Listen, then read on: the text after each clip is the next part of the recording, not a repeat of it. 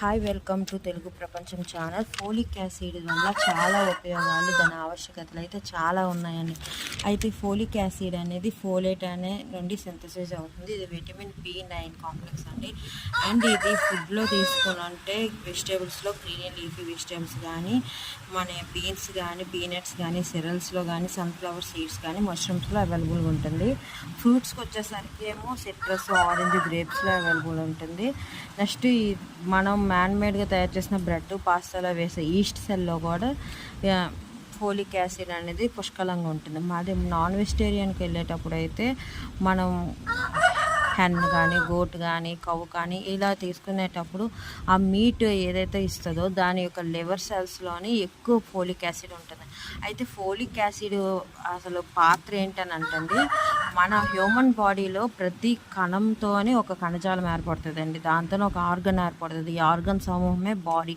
ఆ విషయం మనందరికీ తెలుసు. అయితే ఏదైతే బేస్ కణం ఉంటుందో ఆ కణాన్ని ప్రొడ్యూస్ చేయడంలో ఫోలిక్ యాసిడ్ అనేది చాలా ఇంపార్టెంట్ రోల్ అండి. అయితే మన పర్ సెకండ్కి తీసుకుంటే 3.8 మిలియన్ సెల్స్ అనేది మన బాడీ అనేది ఎవ్రీ డే 3 సెల్స్ పర్ సెకండ్కి రిలీజ్ అవుతుంది. అంటే అలా చూసుకుంటే 330 బిలియన్స్ ఆఫ్ సెల్స్ అనేది ఒక డేకి మనము మన బాడీ సెల్ ప్రొడ్యూస్ అనేది చేసుకుంటుందండి.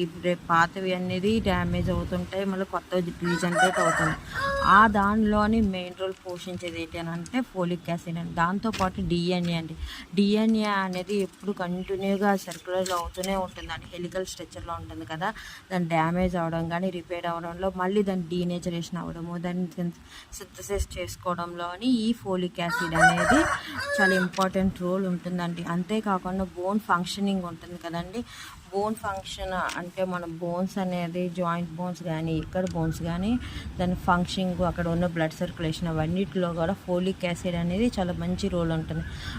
బ్లడ్ సెల్స్లో కానీ, హిమోగ్లోబిన్లో కానీ, లేకపోతే అవన్నిటిలో కూడా ఫోలిక్ యాసిడ్ అనేది దాని పాత్రని పోషిస్తుంది. ఇవన్నీ ఫోలిక్ యాసిడ్ వల్లే ఇన్ని లభ్యతలు ఉంటాయి. అంతేకాకుండా కార్డియోవాస్కులర్ డిసీజ్ ఏమైనా ఉంటే దాని రిస్క్ ఫ్యాక్టర్స్ కూడా తగ్గించి హార్ట్ ఫంక్షనరీస్ అనేది చాలా మంచిగా చేస్తుందండి. అంతేకాకుండా మెయిన్ ఇంకో విషయం, ఇది జనరల్ అండి. అదే ప్రెగ్నెంట్ లేడీకి వచ్చేసరికి అంటే ప్రెగ్నెంట్ లేడీయే కాదు కానీ మెన్స్కి కూడా ఇన్ఫెర్టిలిటీ రేట్ అయితే ఉన్నవాళ్ళు ఉంటారు, కౌంట్ తక్కువ ఉన్న వాళ్ళకి కూడా ఈ ఫోలిక్ యాసిడ్ వల్ల వాళ్ళ కౌంట్ కూడా పెంచుకోవచ్చు. ఇది ఒక మేజర్ ఇంపార్టెంట్. అండ్ ఫీమేల్కి వచ్చేసరికి ఏమవుతుందని అంటే, ఎవరైతే ఇన్ఫెర్టైల్ ఉంటారో వాళ్ళకి ఫోలిక్ యాసిడ్ అనేది కంపల్సరీ ఇస్తారు. ఈ ఫోలిక్ యాసిడ్ మనం ప్రెగ్నెంట్ అవ్వాలి అనుకుంటే బిఫోర్ 3 మంత్స్ నుండే ఫోలిక్ యాసిడ్ అనేది ఫుడ్ ద్వారా కానీ, పిల్స్ ద్వారా కానీ మనం తీసుకోవాలండి. అయితే దీనివల్ల మనకి, మన బాడీకి, మన బేబీకి ఏమైనా ఉపయోగం ఉంటుందా అని అంటే చాలా ఉపయోగం ఉంటుందండి.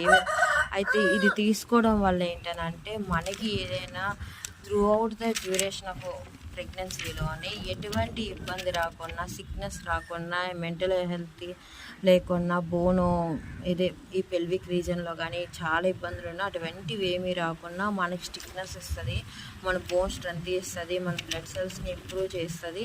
సో మనకి డిజీనెస్ అనేది ఉండదు. అదే మన బేబీకి అని అంటే బేబీకి ఫోలిక్ యాసిడ్ అనేది చాలా హెల్ప్ఫుల్ అండి.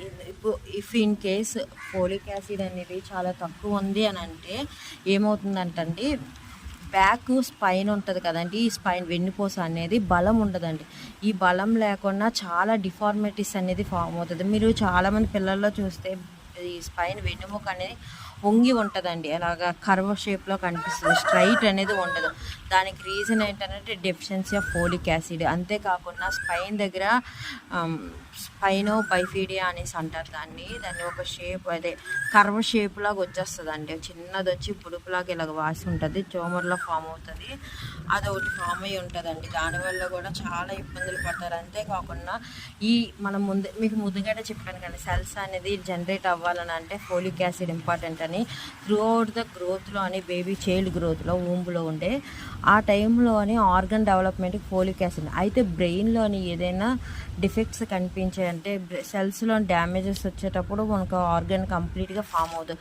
అలాంటివి కూడా ఫోలిక్ యాసిడ్ డెఫిషియన్సీ ఉందని అంటే బ్రెయిన్లోని కంప్లీట్గా ఆర్గన్ ఫామ్ అవ్వక అక్కడ కూడా ఎఫెక్ట్స్ అనేది ఉంటుంది.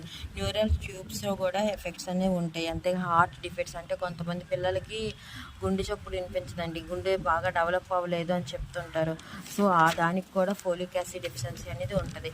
ఇంత రిస్కీ ఫ్యాక్టర్స్ అనేవి ఉన్నాయండి ఫోలిక్ యాసిడ్ వల్ల. అయితే ఈ ఫోలిక్ యాసిడ్ మనము స్కిప్ చేయకుండా తీసుకోవాలి. అయితే ఒక్కొక్క మనిషి అంటే నేచురల్గా మెన్ కానీ ఉమెన్ కానీ ఎంత తీసుకోవాలంటే అడల్ట్ టీనేజ్ టు అడల్ట్కి వచ్చేసరికి యూఎస్ ఫుడ్ అండ్ ఫెడరేషన్ వాళ్ళు ఇచ్చిన రిపోర్ట్ అండి ఇది 400 mcg అనేది తీసుకోవాలండి పర్ డేకి. అదే ప్రెగ్నెన్సీ వాళ్ళు వచ్చేసరికి 500 to 600 mcg అనేది తీసుకోవాలి. ఇది చిల్డ్రన్స్కి అయితే ఇంత పిల్స్ అనేది తీసుకోమని ఎక్కడ రిక్వైర్మెంట్ పెట్టరు, కానీ వాళ్ళకి ఫుడ్ ద్వారా ఫోలిక్ యాసిడ్ అనేది ఇమ్మని మాత్రం చెప్తారు.